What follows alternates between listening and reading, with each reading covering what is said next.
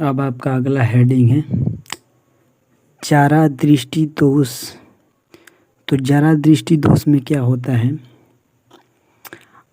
आयु में वृद्धि के साथ, आयु मतलब जब किसी व्यक्ति का जो समय होता है, उम्र होता है, उसमें बढ़ोतरी होती है। जब वो बड़ा होता है तो नेत्र की पेशियाएँ, मांसपेशियाँ मतलब नेत्र की जो हमारी मांसपेशियाँ हैं दुर्बल हो जाती हैं, मतलब लगभग खराब होने लगती हैं, हो जाती है, जिसके कारण नेत्र की समंजन क्षमता। तो नेत्र की समंजन क्षमता किसे कहते हैं, तो मानव नेत्र जो जहाँ तक अपनी फोकस दूरी करके किसी वस्तु को अच्छी तरीक़ा से देख सकता है उसे नेत्र की समंजन क्षमता कहते हैं। तो समंजन क्षमता घट जाती है, मतलब उसमें घट जाती है, जिससे व्यक्ति को दूर अथवा निकट या दोनों ही स्थिति में वस्तु दिखाई नहीं देती है।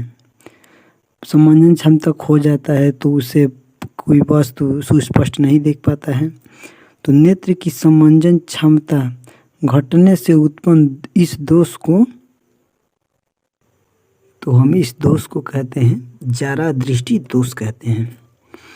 अब देखिएगा, जारा दृष्टि दोष का कारण सूक्ष्मदर्शी पेशियाएँ जो धीरे धीरे दुर्बल यानी खराब होने हो जाती है, या सूक्ष्म पेशियाएँ की शक्ति में कमी तथा नेत्र लेंस के लचीलापन में कमी आ जाने के कारण नेत्र में जारा दृष्टि दोष हो जाता है।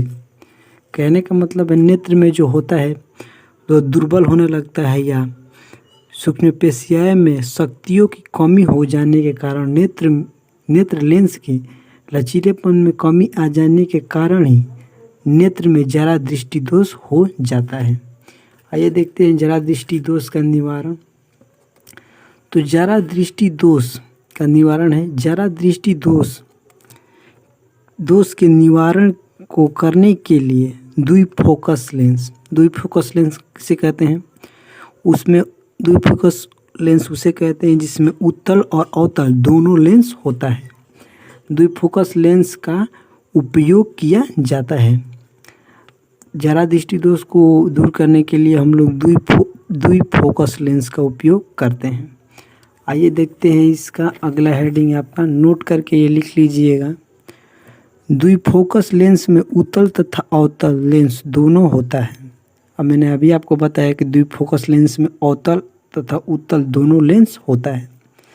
अगला हेडिंग है आपका प्रिज्म। तो प्रिज्म किसे कहते हैं, तो प्रिज्म ऐसे दो पारदर्शी सतहों से घिरा हुआ ऐसा आकृति होता है जिससे होकर प्रकाश आसानी से आर पार जा सकता है। कहने का मतलब है प्रिज्म एक ऐसा पारदर्शी माध्यम होता है, मतलब शीशे का ऐसा आकृति होता है जिसमें से होकर प्रकाश आसानी से आर पार जा सकता है, उसे ही हम प्रिज्म कहते हैं। आइए देखते हैं प्रिज्म का अथवा करके अगर जो दूसरा परिभाषा लिखना चाहते हैं तो ये हो जाएगा, प्रिज्म ऐसे दो अपारदर्शी सतहों से घिरा हुआ आकृति होता है जिसमें से होकर प्रकाश का अपवर्तन हो सकता है। ये भी लिख लेंगे तो आपका सही होगा। अगला हेडिंग है आपका प्रिज्म से संबंधित परिभाषाएं।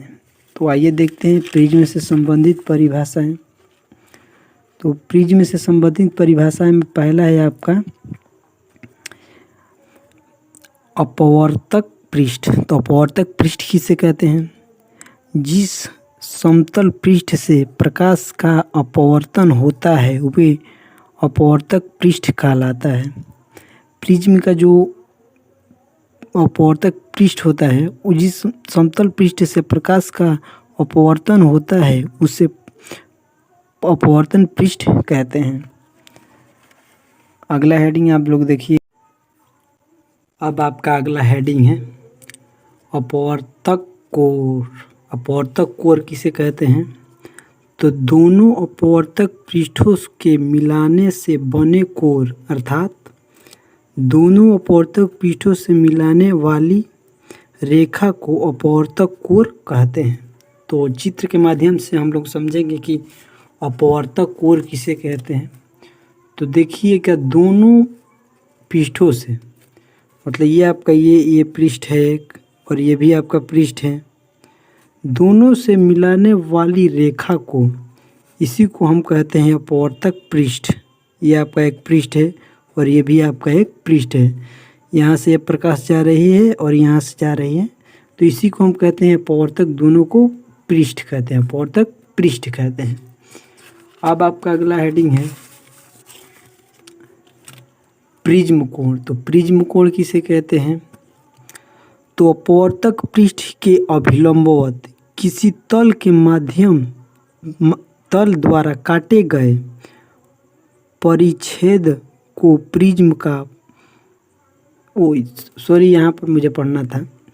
अपवर्तक पृष्ठ किसे कहते हैं? प्रिज्म कोण किसे कहते हैं? तो अपवर्तक पृष्ठ के मध्य में बने कोण को प्रिज्म कोण कहते हैं। अपवर्तक पृष्ठ कहने का मतलब है आपका है अपवर्तक पृष्ठ, उसके यहाँ पर ये जो कोण बना है यहाँ पर बना है और एक यहाँ पर बना है, यहाँ पर और यहाँ पर बना है, इसी कोण को हम कहते हैं प्रिज्म कोण कहते हैं। अगला हेडिंग है आपका मुख्य परिच्छेद। तो मुख्य परिच्छेद किसे कहते हैं? तो अपवर्तक पृष्ठ के अभिलंबवत किसी तल द्वारा काटे गए परिच्छेद को प्रिज्म का मुख्य परिच्छेद कहते हैं। मुख्य परिच्छेद कहते हैं प्रिज्म का। वो देख लीजिए, चित्र के माध्यम से समझिएगा आप लोग। ये जो काट रहा है यहाँ पर और यहाँ पर, इसी को परिच्छेद हम कहते हैं। आइए अगला हेडिंग हम लोग देखते हैं प्रिज्म का आधार। तो प्रिज्म का आधार किसे कहते हैं? तो अपवर्तक कोण के सामने वाले पृष्ठ को प्रिज्म का आधार कहते हैं। देखिएगा आप लोग यहाँ पर, ये जो आपका जो है अपवर्तक पृष्ठ जो दो है, यहाँ पर है, यहाँ पर, इसके आधार को ही हम प्रिज्म का आधार कहते हैं। ये जो आधार है ये आपका PQ, इसी को प्रिज्म का आधार कहते हैं। आइएगा अगला हेडिंग हम लोग देख लेते हैं प्रकाश का परिकिरण। तो प्रकाश का परिकिरण किसे कहते हैं? वायुमंडल में निलंबित सूक्ष्म कणों द्वारा मतलब जो हमारे नन्ही आँखों से दिखाई ना पड़े, मतलब हमारे इस आँख से दिखाई ना पड़े, उसी को सूक्ष्म कण कहते हैं। कणों के द्वारा प्रकाश की किरणों का आसान से परावर्तित प्रकाश का परिकिरण कहते हैं। आसानी से जो हो जाता है, ये गलत लिखा गया है, आसानी से जो परावर्तक हो जाता है उसी को प्रकाश का परिकिरण कहते हैं। प्रकाश के परिकिरण के कारण ही हम किसी तारे को टिमटिमाना आदि ये घटनाएं प्रकाश के परिकिरण है। अगला हेडिंग है आपका टिंडल प्रभाव। तो टिंडल प्रभाव किसे कहते हैं? तो प्रकाश की किरणें के पुंज का वायुमंडल में निर्बल सूक्ष्म कोणों से परावर्तक होकर उसका पथ दृश्य होना टिंडल प्रभाव कहते हैं।